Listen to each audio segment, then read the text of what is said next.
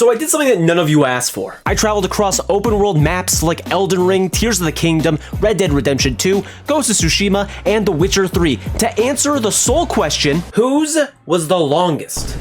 Not talking about dicks. Here are the rules. Rule 1, all travel must be on horseback. I'm not spending hours running across continents. Unless you really want me to, leave in the comments. Rule number 2, 99% of all travel has to be on roads or pathways. These maps are completely different, and this is the only commonality that I can find between them all. Commonality. Is it a word? I don't know. And rule 3, I had help from my friends. It's not really a rule, just giving credit where credit is due. Thank you, Ted and Ben. Now all riders, to your mark.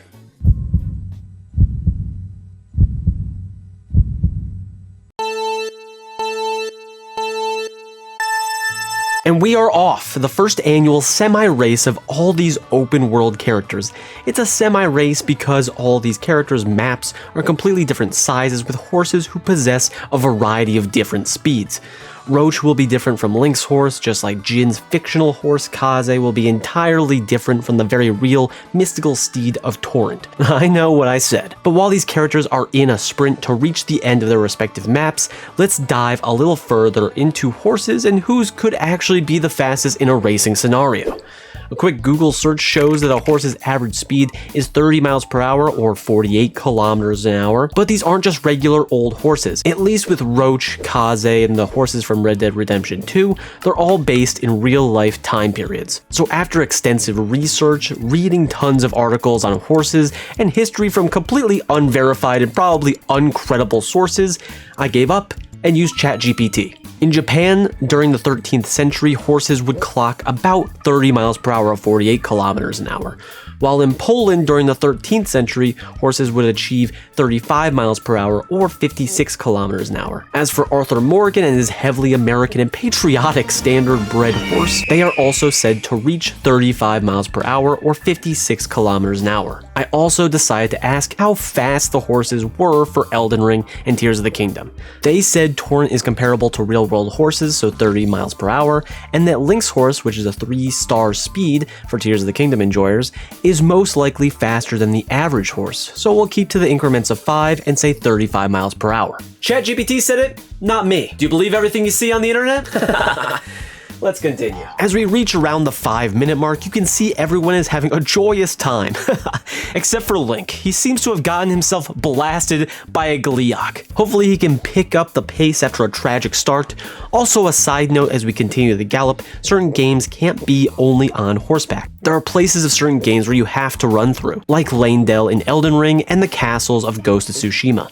For these, we'll be fast traveling and start our galloping where the game allows us to. Side note, everyone's map allows for the player to ride in a fairly straight line, as you've probably noticed, except for the son of a bitch who made Elden Ring's curvy map. So I've made the executive decision to go from Castle Morn to the First Church of Marika. Is it fair? Well, this is for fun, so yes. Along our journeys, I noticed something very early on, which was my brain seeing something and immediately wanting to go check it out. These are open world games with tons of quests, side quests, random events, and collectibles to enjoy, and we get no luxury of doing so. Multiple times in Ghost of Tsushima, I would pass by a fox den or a Mongol territory that I never completed and had to fight my inner demons to stay on the straight and narrow. Even my friend Ben, who helped run Tears of the Kingdom for me, said it was saddening to pass by shrines and Karok seeds that he had never obtained, which is crazy that you can go through a game for 20 hours, 100 hours, 1,000 hours even, and sometimes never obtain or see something that the game has to offer. For example, let's play a minigame while our contestants are racing forward to the 10-minute mark. And jump to our field reporter, Squiddy, who has found a semi-secret area in Elden Ring that you may have never seen before. Take it away, Squid. Yes, thank you, Mickey. Now I'm on the edge of Caelid, behind Gerank's temple. What the fuck is down there? Well, after some snooping and proper platforming, you can make your way all the way down to the bottom of this area. Surely the developers didn't put anything down here, right? It's such a random spot. No way would there be multiple items? Yes, this is where you get the Sanctia dagger and the Dragon Crest shield, talisman +1. I had no idea, but maybe you did. Tell me in the comments. Anyways, that's been my report. Back to you in the narration box, Mickey. Thanks, Squid. And after a quick time hop, we're reaching the 10-minute mark for our horse riding phenoms. Jin is reaching his first temple/fast travel point. We're a field's length away from the Dectus lift in Elden Ring. Link is crossing the Manhala Bridge, and I have no clue where we are in Red Dead or Witcher, so here's their locations on this map. At this point, you can pretty easily see who will probably finish first, as the other competitors have a ways to go. So Geralt and Roach make it across the entirety of Novigrad and Velen in a time of 13 minutes and 31 seconds.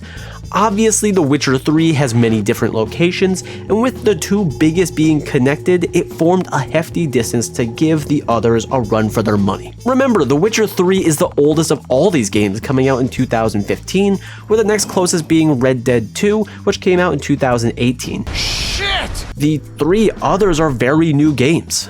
Unfortunately, longest map wins in this competition/not competition, so we'll say goodbye to Geralt and Roach with the fine words of Ricky Bobby. If you're first, you're last. Or something like that. Go away, or I'll kill you. Rolling up on the 15 minutes, we get an insight on where our riders are at. John Souls is reaching his one and only fast travel point across Langdale, Arthur is reaching the new Austin Canyon, and Link is crossing another fucking bridge. The architects in this game need to be studied. And we find Jin and Kaze enjoying a beautiful night frolicking in the flowers. God, he's cool. Talking about the scenery, these open world games do a great job of really distinguishing different areas of the map. A lot of environmental storytelling, but many indicators saying, hey, you're in a new area. Ghost of Tsushima designates this with different colors in the trees and flowers, as well as going further north, it'll become colder and filled with snow. Elden Ring does a similar environmental change with the atmosphere. The sky's color changes to a red while in Caelid, purple in Liurnia, and yellow in Altus. I think Tears of the Kingdom and Red Dead 2 have the most blend of real life with their environments, transitioning from New Hanover to West Elizabeth to New Austin are very subtle changes, just like Tears of the Kingdom, unless you go into a new biome, or for Link's case, the Sky Zone, Overworld, and the Depths. Besides that, everything looks relatively similar, and that's not to say it's a bad thing. It's a difference in direction of all studios. Some want to keep consistency across the board, while others want you to have a different feeling or emotion when looking at something you've never seen before. My emotion when first stepping into Limgrave is nice and calming, along with a great soundtrack to set the mood.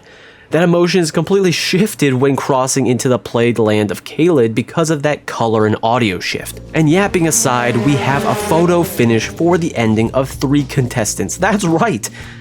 Well, if you count a photo finish of all of them being within 2 minutes of each other, then we're on the same page. So for 4th place, drumroll please, John Souls and Torrent from Elden Ring. He crossed the first Church of Marika with a time of 20:53. In 3rd place, we have Link and Zelda's horse from Tears of the Kingdom. Yes, he yawed all the way to the end with a respective 21:54. And 2nd place goes to the man who got out of life before seeing the Great Depression, Arthur Morgan and his American Muscle steed from Red Dead 2 with a time of 22 minutes and 45 seconds. Pretty crazy that all of these games are around the low 20-minute mark, as coincidentally, all these games have a 96 or 97 Metacritic score, some of the highest rated games of all time, so if you're looking to make an open world game, make sure you can travel 22 minutes across the map, and awards will start flooding in. Now that concludes our show. Surprisingly, Arthur Morgan takes the first... Wait a minute. Are we missing someone? Where the hell is Jin? Alright, I guess we'll sit tight and wait till he finishes. Eventually.